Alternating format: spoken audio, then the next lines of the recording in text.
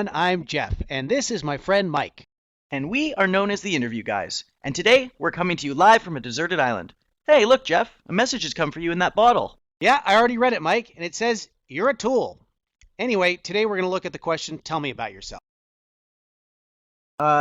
Thanks for that, Jeff. Anyway, as you know, this is one of the most commonly asked job interview questions, and if you don't know what you're doing, it can also be one of the toughest. But don't worry, folks, because the Interview Guys are here to help. Thanks, Captain Cheesy. Okay, so let's get started. Let's imagine that Jeff was at an interview. So, Jeff, why don't you start by telling me about yourself? Well, I'm from Seattle, Washington. I enjoy mountain biking and cooking, and my favorite color is... Sorry, Jeff. That is not the way to answer that question. Let's take a look at where you went wrong. Okay, so there's 3 main points that you need to remember when answering this question. What's the first one, Jeff? Well, as you saw in my bad answer, you absolutely do not want to go on and on about your personal life or hobbies and interests. Which leads me to point number 2. You want to include specific work achievements from your past in your answer. But there's one final trick, isn't there, Jeff? That's right, Mike.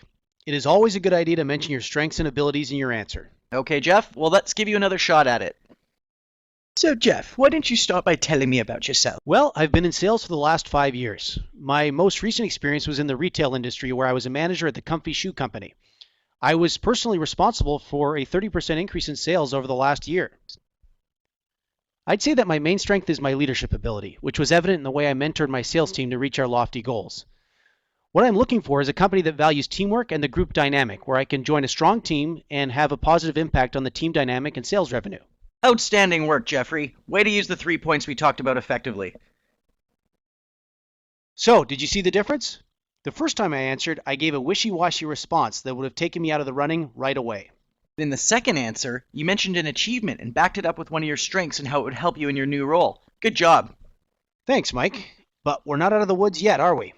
There's one more thing that all the top job seekers in the world do and that 99% of people screw up. Millions of people are failing to do this, and as a result, they're not getting jobs. And you probably didn't notice this, but in my second answer, I said something that would have sealed the deal and got me the job. Jeff is right.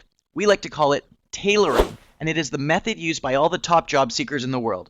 As we always say, you need to tailor your answers to the company you're interviewing with. You see, each company is looking for some specific traits, and you have to make sure you demonstrate in your answers that you have those traits. Now, this is an incredibly powerful method that lets you zero in on exactly what the company is looking for. Now, there's a lot more to the tailoring method than we have time to go over in this video, but don't worry, because we've got a free special report for you that breaks down the entire method step by step. We're Jeff and Mike, the Interview Guys, and thanks for watching. Now click the button that just appeared, and on the next screen, simply enter your best email and you'll get instant access to the special report. Click the button now.